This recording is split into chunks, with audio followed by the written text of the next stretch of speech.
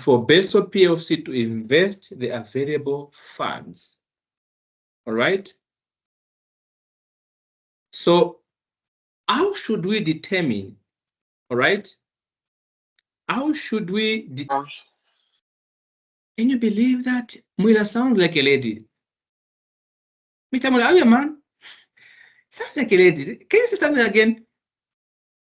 Mr. Muila. I'm a man. Ah! I'm a man. Oh my goodness.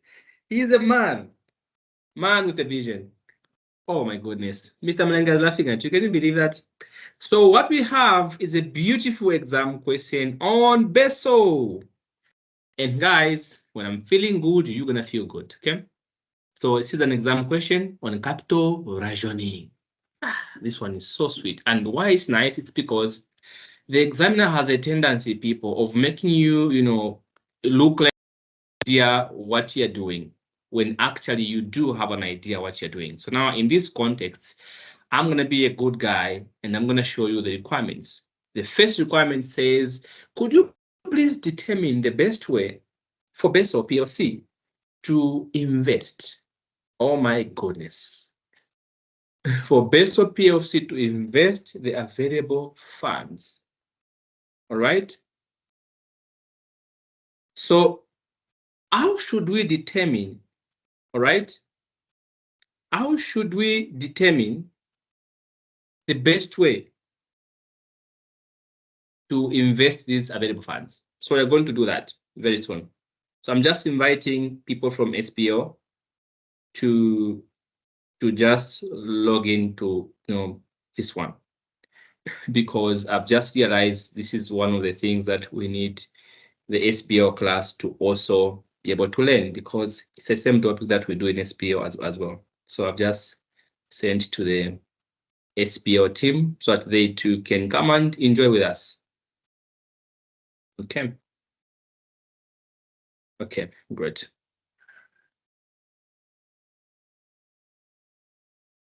Okay, so question number 2 says, question number 1 says we have to determine the best way for Beso PLC to invest available funds and calculate the resultant NPV. I think that's amazing. On the assumption that number 1, each of the 3 projects are divisible. And then number 2, on the assumption that none of the projects are divisible. So I think you guys are going to remember what we discussed previous time. We said when projects are non-divisible, you do the trial and error. You either do the project or you don't do it. When projects are divisible, you can do in parts. You do part of the project and then you continue like that. So we're going to go into those chronicles. And then part number B says, hello, good people. Could you please explain how the NPV investment appraisal method is applied in situations where capital is rationed? Now, this is a beautiful question, because what you're going, if you don't know what you're going to do here, it means you are not going to answer this one. Because part B, you are simply explaining the steps you took in part A.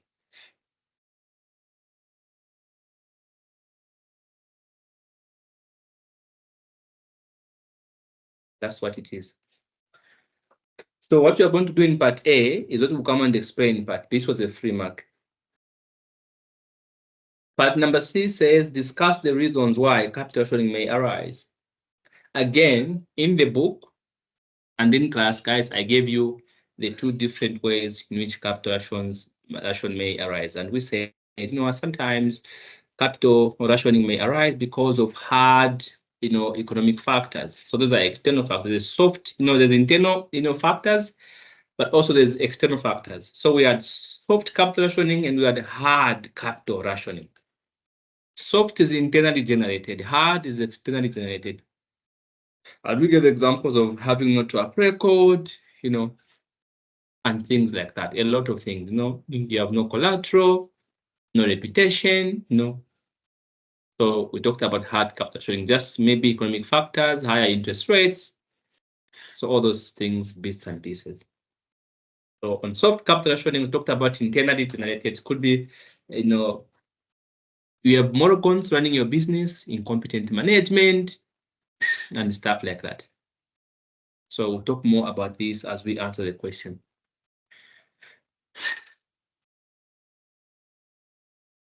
Discuss the reasons why capital may be rationed. We'll talk about this one in much more deeper details.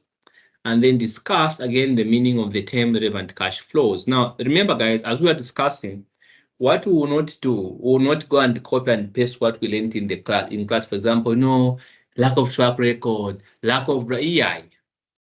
When we begin to discuss these issues, we'll be pointing from this exam question. We're pointing at BESO PLC. Say, what's going on in BESO PLC? Why are they having capital rationing in BESO PLC? Because of that, and that. We apply to the scenario. So number D says, discuss the meaning of the term relevant cash flows. This is the first thing we talked about when you guys came for this class. In the context of investment appraisal, giving examples to illustrate your discussion. So what is the relevant cash flow? Say this is the cash flow. That is this is a future incremental cash flow that is incurred as a result of your decision.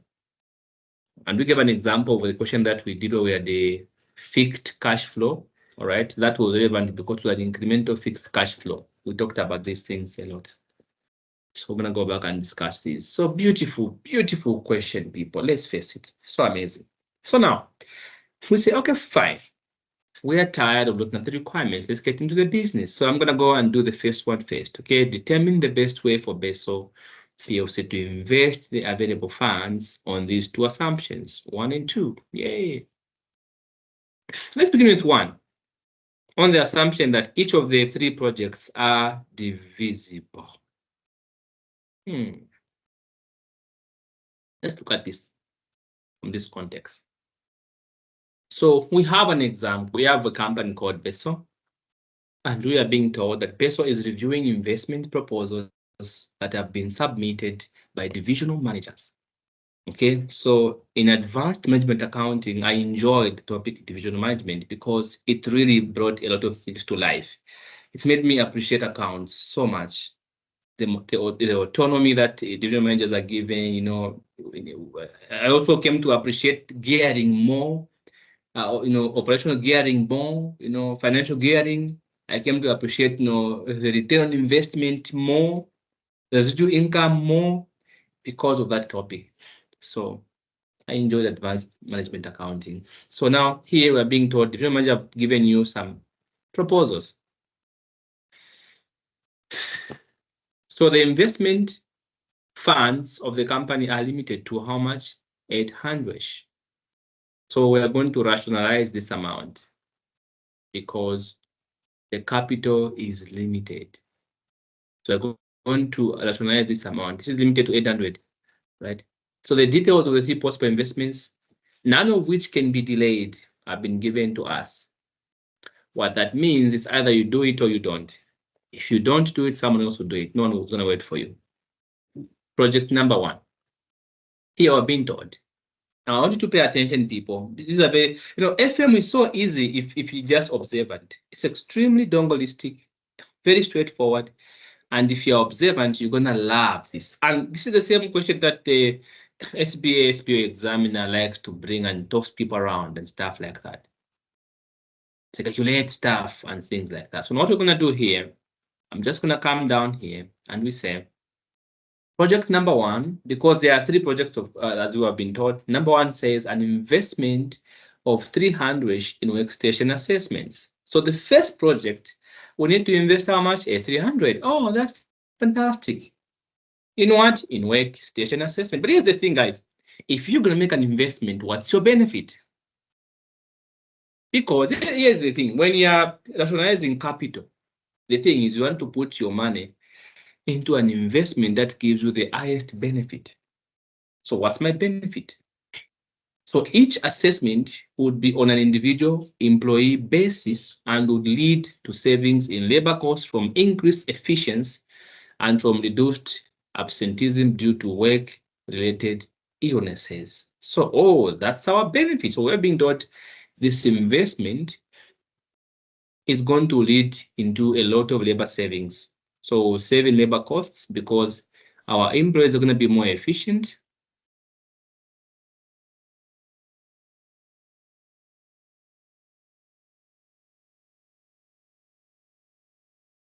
Going to be more efficient. And of course, it's going to be as a result of reduced absenteeism. So the savings in labor costs from the assessments in money terms, again, money terms. I explained to you what that statement means. You should know by now. So in money terms, I expect it to be as follows. Number one, in year one, we'll save £85,000. Year number two, we'll save £90,000. Year number three, £95,000. Year number four, £100,000. And year number five, we are going to save £95,000. The question is, we have to do an investment appraisal to determine whether there is a benefit to this investment. So how do we know if it's a good thing? Of course, if we say 85 plus 90 plus 95 plus 100 plus 95, we're going to find a huge amount, but that's not how accountants do things. You are a financial manager, you're going to evaluate this investment to see if we have a positive NPV or a negative NPV. Now remember, when you are doing investment appraisal, there should be a discount factor. So if you see project number one, there's no discount factor mentioned. Okay, so you have to go down and see which discount factor has been given. So we jump project number two, we jump project number two and number three, and then see this last sentence here. Don't assume the discount factor is for each project. No, it's for all the projects. Assume it's for all the projects. So the Benso PLC has a money cost of capital. Notice money cost of capital of 12%. And taxation should be ignored. Boom, that's amazing. When they ask you to ignore tax, you should be happy. You should be so happy because it makes a lot of our work easier. So let's do the calculations now. Fantastic.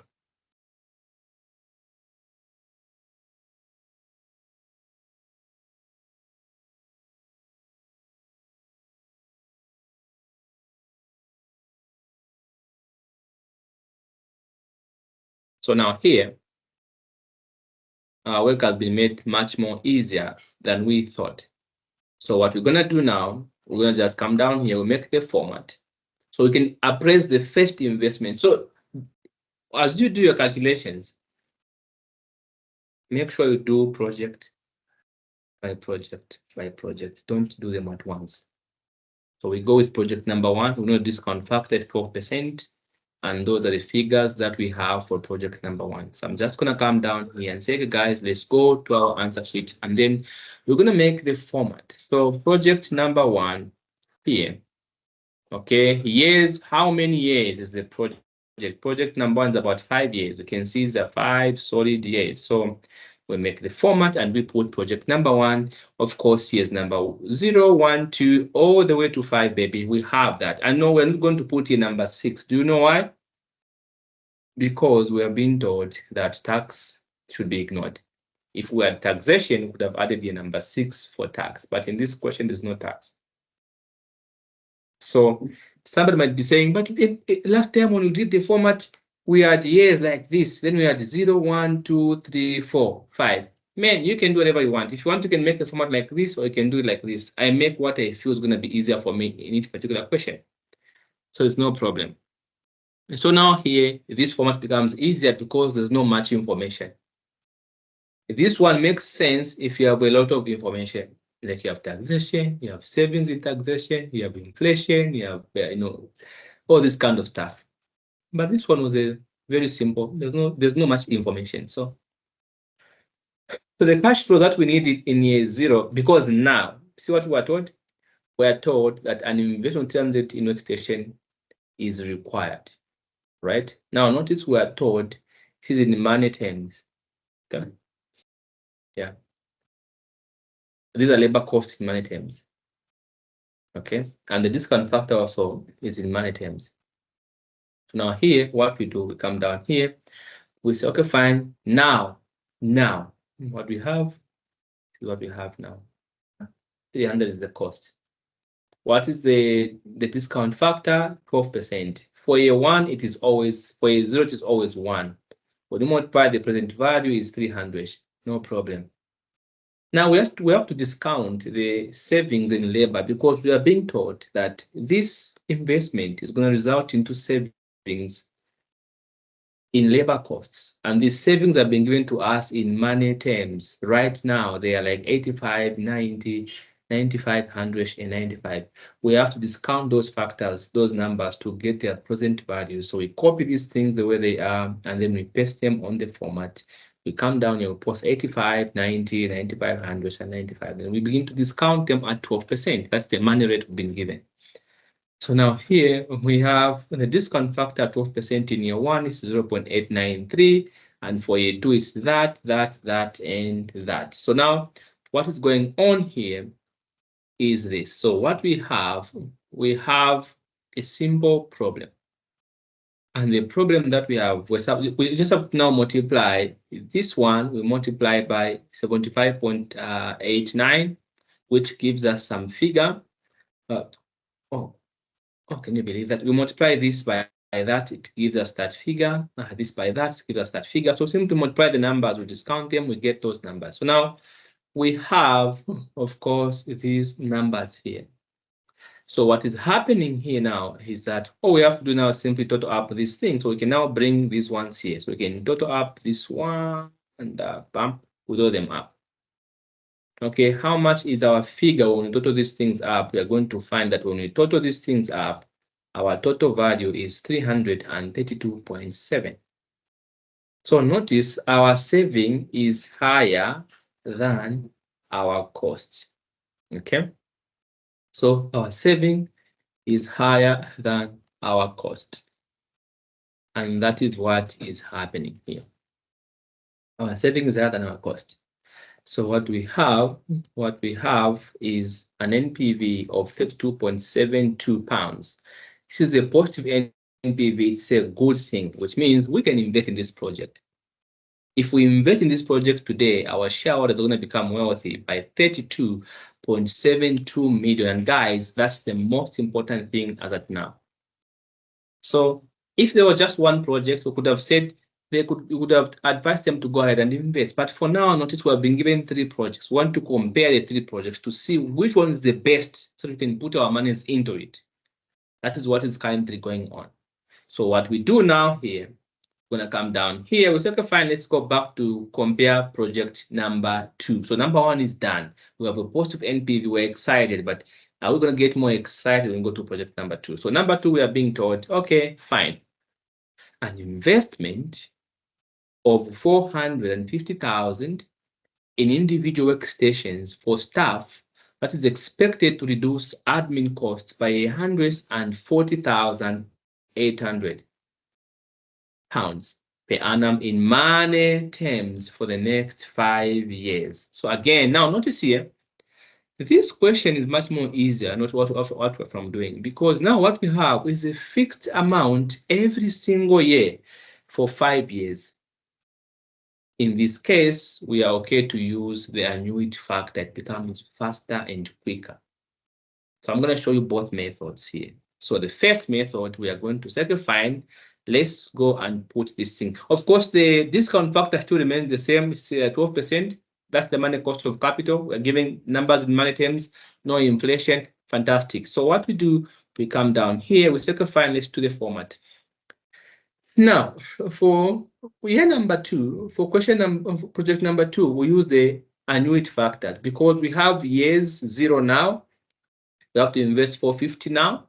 Discount factor 12% is still 1 for year 0, and we have PV of 450. No problem.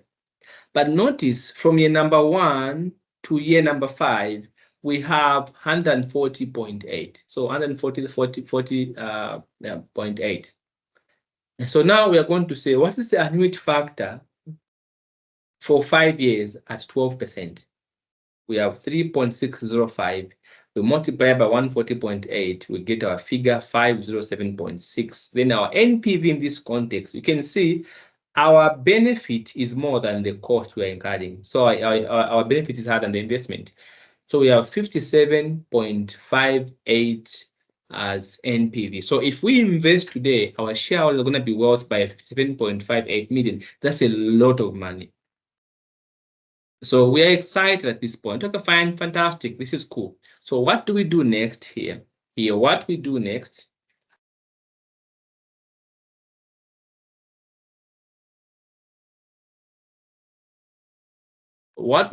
here is we are going to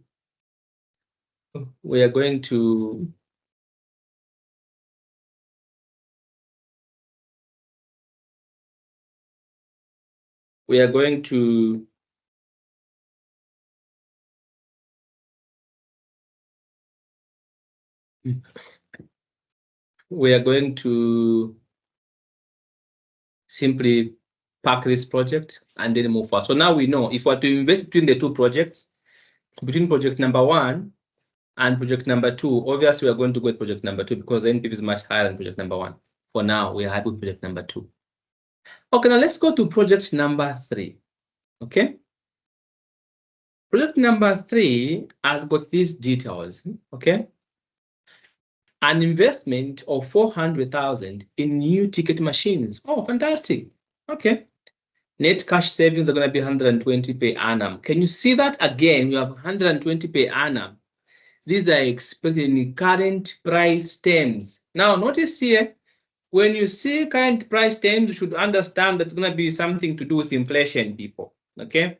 So current price terms, and these are expected to increase by 3.6% per annum due to inflation during the 5-year life of the machines. If you are given in money terms, many are home and dry. Current price terms, then you understand, oh my goodness, there's going to be something to do with inflation. Let me check for it. If it's not there, it's not going to be there. So here, what we do, we're going to go and say, okay, fine. We have inflation of 3.6 per annum. All right. So our savings are 120 per annum, but this is going to be going up every single year by 3.6% because of inflation. So what do? We come down here, we say, okay, fine, let's do this, people. Let's do this. So we come down here, we say project number 3. Now we're going to do a little bit of more work because remember it's in current price terms, we have to inflate the figures so that we can get back the actual values. So we have project number 3, cash flows. Year number 0 now, we're investing how much? We're investing 400, right? And the figure is fixed that we're going to be receiving per annum is 120 for the next 5 years, no problem. But notice we're going to be inflating these figures by how much? By 3.6%, which is simply 0.036 every single year. So what do? If you like to waste time, you can be inflating every year, all right? But for a person like me who does not like to waste time, I'm not going to be doing anything of that sort. All right. I'm not going to be doing anything of that kind. Okay. So for me, I won't be doing that.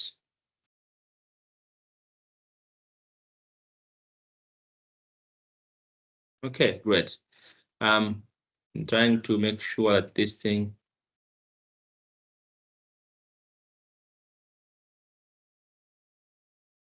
Okay. Yeah.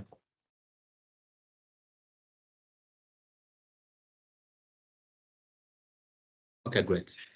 So I'm not going to waste time. What I'm going to do, I'm just going to say 1 to the power. Notice I'm just going to say, because the cost is 100%, then you're going to add 0.36%, which is simply 1.036%.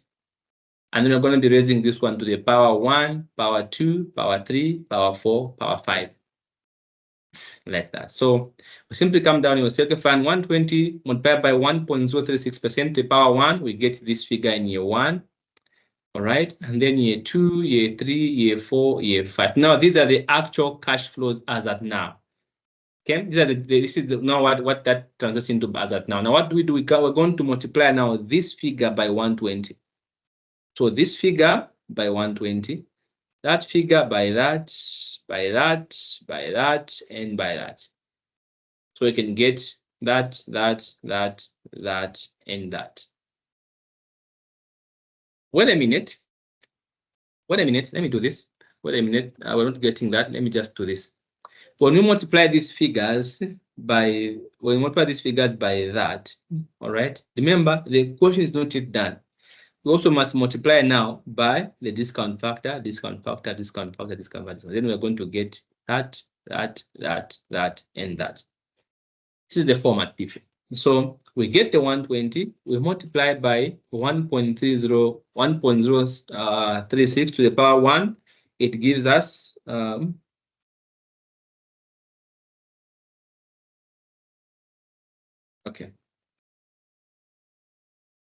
Let me do this. Okay. Okay. Let me just do this guys 1 second. Okay. Let me explain it in this way. This number here, all right, is the same as this. So when we raise this number to the power 1, it gives us that. You get? Then we raise this number to the power 2, it gives us that. We raise that number to the power that gives us that.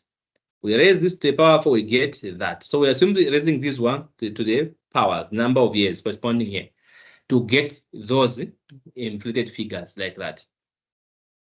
So now what we have now in this context is we're now going to multiply this guy, we multiply by that guy and that guy to get that guy. What is happening? So we're supposed to inflate the cash flows. So the reason why I've shown you this line here is just for you to see what they look like. In the exam, there's no need for you to bring this line here. There's no need for this part here. In the exam, just raise them to the power, the powers, and multiply 120 to the power, or multiply by 1.03 to the power 1, multiply by 0.893, you get this. But for me, I'm just showing you these numbers for you to see what they look like if we inflate them. There's no need, that's why I card them. There's no need for you to come and show this part in the exam. There's no need. It's just for learning purposes. In the exam, you're going to have 4 columns. You're going to have the cash flow column, the inflation column, the discount factor, and then the PV. No need for this. Guys, is that okay? Are we okay with that? Okay, fantastic. That's good, Mr. Jambi. Great. So in the exam, no need for that. It's just for us to learn to see what's happening. Okay, so now we continue.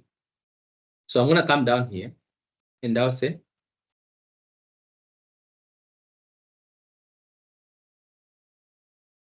I'm going to come down here and I'll say, okay, fine. When I multiply, I get this figure. Then I multiply 120 by this, I get this. So if I add our savings, then I'm going to see that we have a small problem here. So you can see this one's going to be something like this, okay? We add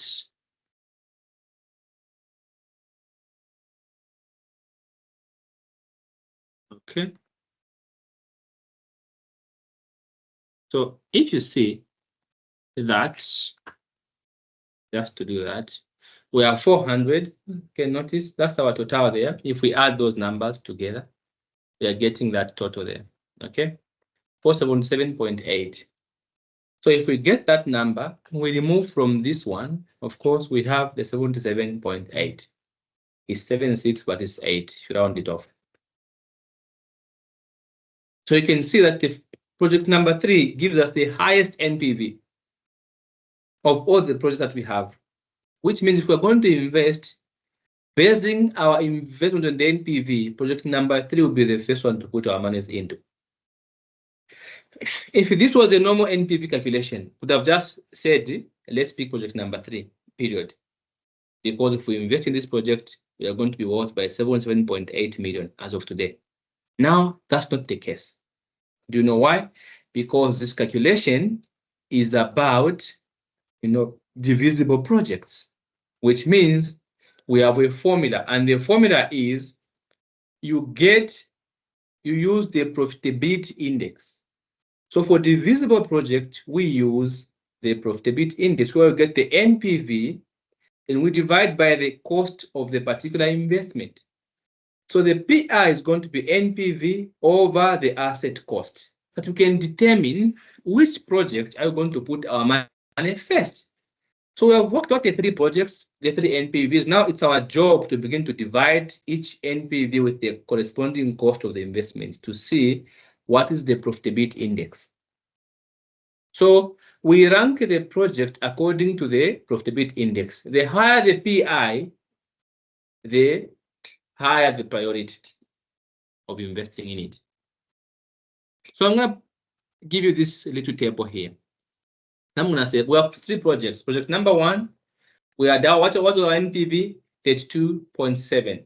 Number 2, NPV 57.5. Number 3, 77.76. So we have these NPVs. What was the cost for each project? Project number 1, 300. Number 2, 450. Number 3, 400. We begin to divide. 300 we divide into 32. We get how much? 0.109. 57 we divide by 450. We get 0.128. 77 we divide by 400. We get 0.194. So you can see which among these projects has the highest NPV. Fortunately, project number 3 gives us the highest profitability index. You can see 0.194 is the highest PI from these ones here. So we are going to rank this one first. So since we have the money to invest, we are first going to invest in project number 1. And then we invest in number 2. And if there's money to remain, we'll go to number 3. That's why I've ranked them. So let's make an investment. So the investment will look something like this. Because now we have determined that, you know what, we are going to invest in project number 3 first. Here. What was the total available funds? Remember, capital is being rationed. We don't have enough money. We have a broke company. So we go back to the top. We are told that the company has the investment funds, which are limited to £800,000 in the current year. Really? All of 800,000? That means if we invest in project number 3, which requires a cost of 400, we are going to have total 800. All right. We invest in project number 3. The amount is 400. The NPV 7776. We are going to have a balance of how much? Of 400. Now notice which project can we invest into? Because in option number 1, we are told that we are investing on the assumption that each of the 3 projects is divisible, which means we can do part of the project, all right, according to how much money we have, and finish later. Where they say the project is non-divisible, it means we can't do part. We have to do it in full. If there's no money for doing it in full, don't start. Most people in Africa, they build houses on divisible basis. They build the bedroom, the bathroom, the toilet, the kitchen. Then they shift, they start staying there. Then they begin to plaster, putting whatever windows and stuff like that. So now, because option 1 says it must be a divisible arrangement, we are going to sacrifice project number 2 as the second highest profitability index, but it requires 450, which we don't have because now we just have 400 remaining. So what we're going to do, we're going to invest the 400 in project number 2. In project number 3, we're going to invest nothing because the money is finished. So now what's going to happen? The NPV for project number 2 is going to change. Remember, the NPV was how much? Was 57.58. This one here. But this was on the basis that we invest 450. But now that you're going to invest 400, the NPV is going to change. What's going to happen is this. Project 1, the NPV is that. Project number 2, we're going to make a formula. What portion of the 57.58 are we getting? Remember, the available money is 400. Required was 450. Then we multiply by the NPV. So I'm simply going to say 400 over the total required of 450 multiplied by the NPV for the 450, which was 57.58. 7.58. This gives us new NPV of 51.18. See, that is our new NPV, 51.18. So in that context now, this means, okay, fine, means we have done the job. We have done our job. We are going to get this new NPV, you come and put it here. That's how I worked it out. That's how you get the new NPV under divisible. So under divisible project, that means we are done. Done, and dusted. I think that's fantastic, people. That's sweet. That's so sweet. That's very sweet. Yeah. So now remember what this examiner said. He said, guys, I'm not your granddad, okay? You're not going to end here. What you must do, you must fix the question. Go to part number B, and part number B says, hey, guys, could you please determine the best way we can make this investment?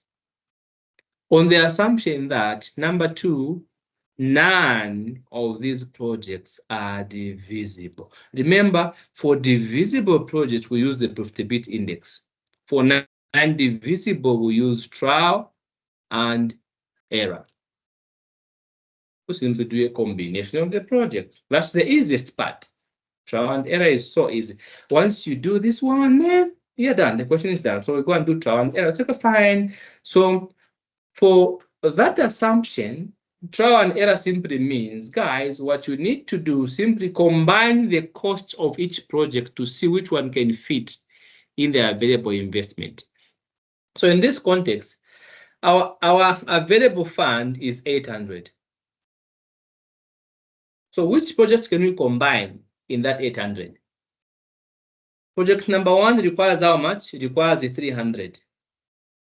Project number 2 requires 450. If we combine these two, they're giving us 750, which means in the 800, we can invest at once in 2 projects. So this one is a possible project. Yes, we are happy with it. So in this case, we're going to combine the NPVs for these 2 projects. What is the NPV for project number 1? It is this one here, 32. Number 2, 57. We add these 2, we have 90.3 as total NPV. Fantastic. What other projects can we combine? Project number 1 and 3. We need 300 for project number 1, number 3, 400, total 700. Is it possible to do the 2 projects in 800? Yes. Next, project number 2 and 3, 450, 400, total 850. Can we do this with this one 800? No, we can't. So total NPV for project 1 and 3 is that. Now remember, under profitability, under non-divisible projects, we are taught something sweet. We learned that under this arrangement, you're only going to invest in the project whose total NPV is higher than the rest. So if we look at these 2 projects, it turns out that we can only invest in project number 1 and 3 because these give us the highest total NPV of 110.5. So now, how do we invest? We're simply going to invest in project number 1 and 3. Done. That's our comment. So the question is done.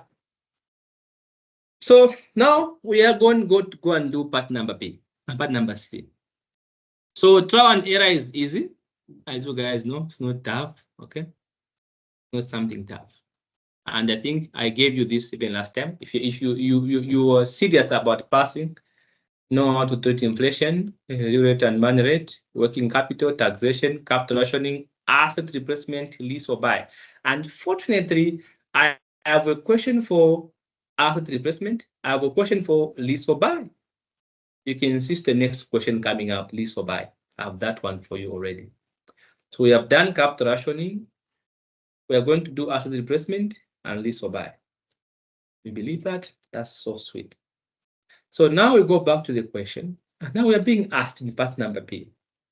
The examiner looks at you and says, can you please tell me how the NPV investment appraisal method is applied in situations where capital is rationed?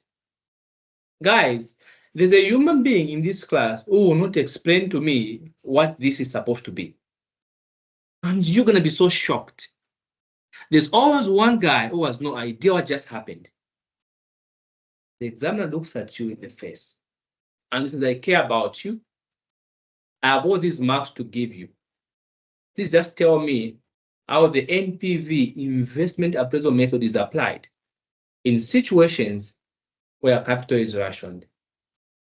Now, let me call upon one human being from this class to simply disappoint all of us and fail to explain what that answer is. I'm going to call upon Mr. Edson. Mr. Edson, could you please explain to us part number B? What is the solution to that? There's always one human being, and it could be a possible human being. Okay, I'm going, guys. Just be ready for this, guys. Okay, it's going to be amazing. So classically failing. Mr. Edson, please tell us what is the answer to part number B. I'm waiting to just go nuts. Okay, just waiting for him to just mess up. Yes, Mr. Edson, please go ahead. I'm waiting for you. See? Just giving it a try. Okay. Yes. NPV investment appraisal. So here we did the calculation for NPVs for all the projects.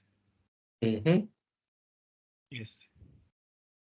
So first thing first is to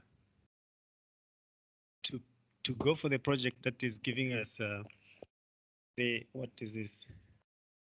highest NPV value. That would be the one to go for first. Then, since here we are looking at it, we're looking at two approaches, which is divisible projects. I told you guys, there's always a guy. Yeah. There's always one guy who has known what just happened. Please go ahead. I told you. I told you guys. See? Told you guys. I'm mixed up now. Yeah, I see. There's always one guy. But anyway, we go ahead. Let's ask another guy. You're not alone, don't worry. We're going to ask Mr. Mumba. Mr. Mumba Banda, please go ahead. Explain part B to us, Mr. Mumba Banda.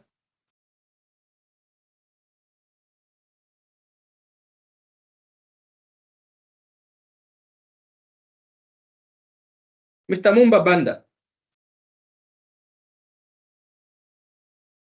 Mr. Mumba Banda, it turns out I don't even have you on my list of AFM students.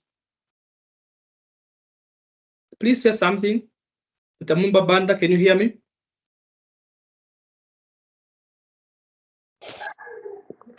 Hello, so why are you always calling me Mr. Mumba Banda?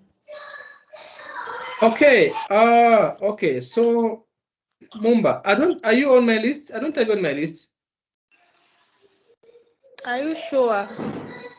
Okay, we can talk about this one later. What do you think? What is the answer for part B? I don't know. All right, fantastic. Please just send a hi message on the WhatsApp line. That would be nice. Okay.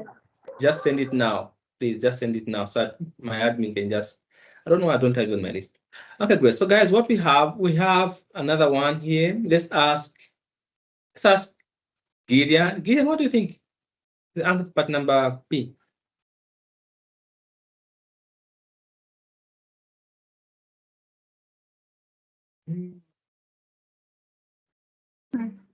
English. Maona. Is there anybody guys wants to answer that? This is how people fail this exam, when the answer is right in their faces and they just can't explain it.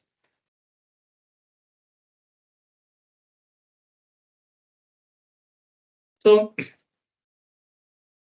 here,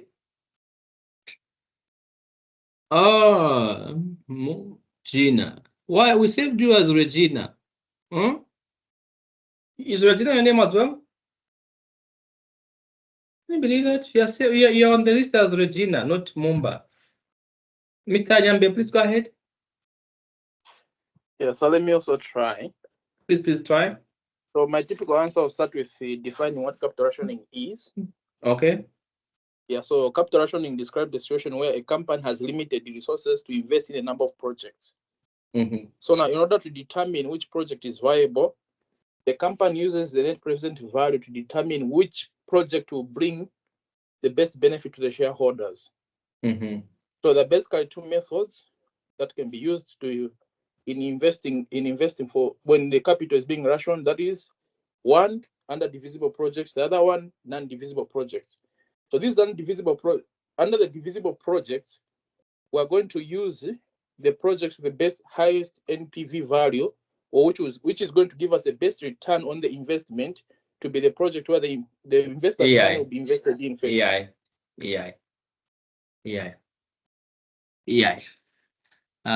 That's Okay, not what we said. let me go for a second. Yes, Mr. Mlenga, please go ahead. So you just confused it. Under the divisible projects, you have to calculate the NPV. You have to calculate the profitability index. Yes. That's what was confusing with the highest NPV, Mr. Justin. So, Mr. Mo, please go ahead.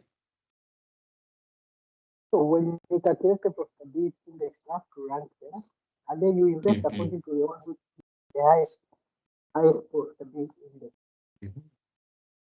So the examiner wanted to see as in if you want sometimes examiner for ama jeans. The examiner argues when want to go ama jeans here ayakupona for exam. So examiner for ama jeans yakupona exam game yadi. I saw that namsanga part number A buno njebele mwashitasha part A ati shishibe. It's the same thing. But this is the question, the exact question said, tell me what you did in part A. And then you say, you know what? I don't know what I just did. That's what Gideon said. And that's what Mr. Justin said. That's what what Mumba said. That's what Edson said. I don't know what you just did. All you had to do was simply explain what you just did.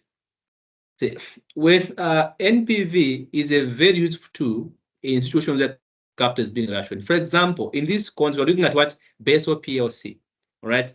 They have a limited NPV. They have limited capital of 800. So what we had to do, first of all, we had to evaluate all the three projects by working out the NPV for each project. Now, in this context, we have two possible situations. We have to determine how we're going to invest the funds on the assumption that the NPV, the projects are divisible, and on the assumption that they're non-divisible. In situations where the projects are divisible, what we have to do is simply get the NPV that we have worked out and divide by the cost of the project so that we can get the profitability index. We are going to rank the project based on the profitability index. The higher the PI, the higher the priority. So if you can see from the questions in Beso PLC, we know that project number 3 gave us the highest profitability index of our much of 0.194, and as such, we invest in that first, then we went to project number 2. You explain what you've just done, but you get that 8 marks for free. Free marks. If you go to non-divisible, you simply explain what we just did. Under non-divisible, we use trial and error. This is where we combine projects to see which combination can be invested at once in the available funds. Then you mention what you have done in the Beso PLC. We combine project number 1 and 2, 1 and 3, 2 and 3. We determined that project number 1 and 3 had the highest the highest total NPV for both projects, and as such, we are going to invest in that project and that project only. Malondolo 8 marks here free. Tell me how to do it. Yeah, I don't know. English. Chizungu chavuta. Gideon, what is wrong? Mumba. Yeah, in Sinizwa, Mumba just said, leave me alone. It's not visible. Leave me alone. Mumba, really? Sinifuna. Leave me alone. She refused.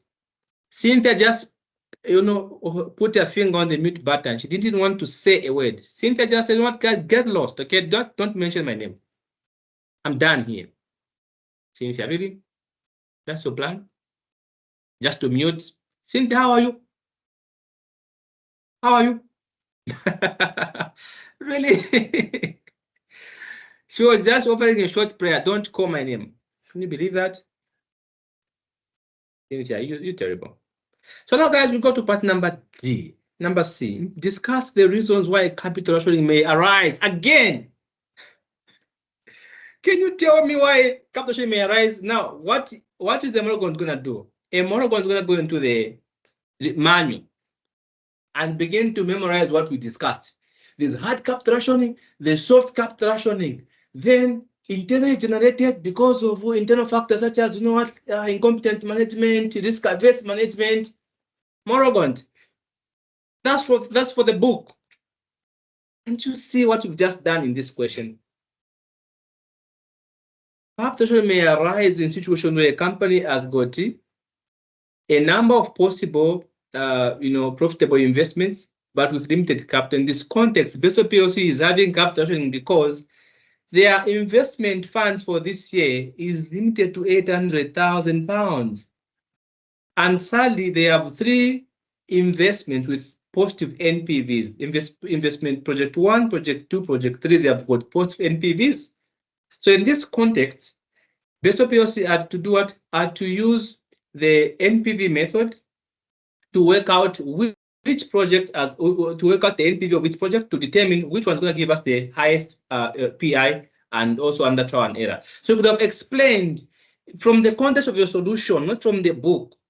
Why are we having capital rationing in this question? Because we have how many projects at hand? We have 3 possible projects that we can invest into. All of them have got positive NPV, project number 1, 2, and number 3. You talk about Beso.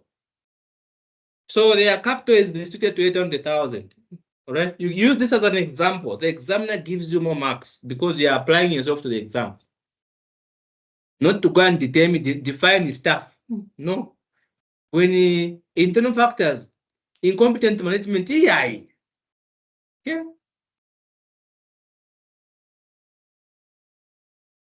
Discuss the meaning of the term relevant cash flows. Yeah, we did this. So guys, that's how this question died a fantabulous state. I hope that you enjoyed yourselves, and I hope to see you in another question. So let's do another question. Now, this time we're going to do make, lease, or buy. Can you believe that, guys? Oh, Mumbai is happy. Mr. Mlenga is happy. Are you guys happy? Mr. Mula, are you okay? He said, I'm the man. Now I want to hear if he's okay. Mr. Justin's okay. Yes, Mr. Mlenga. Why you answered this question? I'll give you professional marks.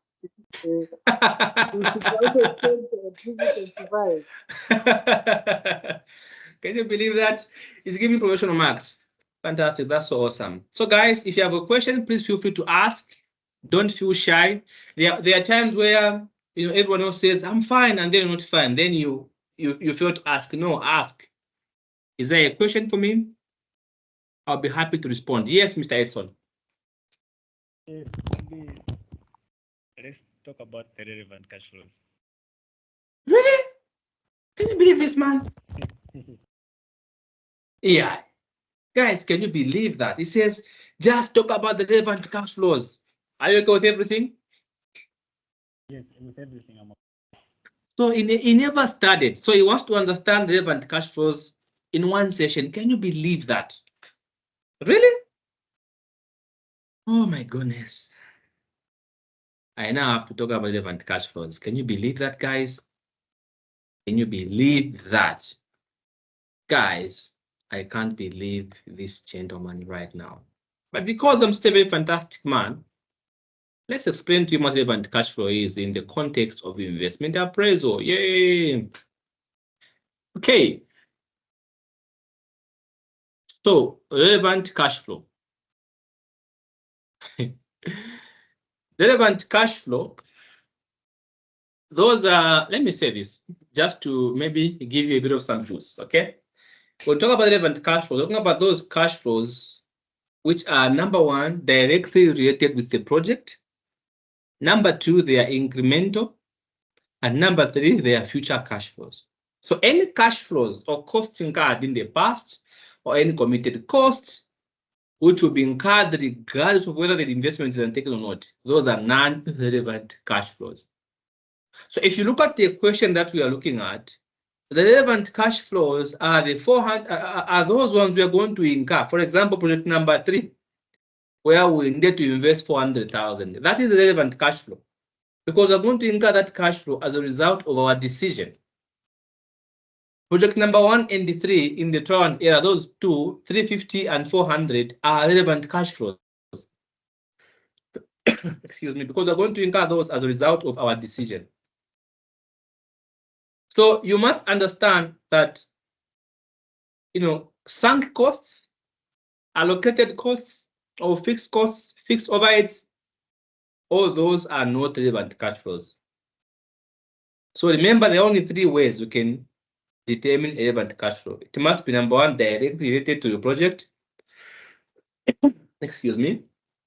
Number 2, it must be an incremental cash flow, like an incremental fixed cash flow, fixed cost, that is a relevant cash flow, or it must be a future cash flow arising as a result of your decision.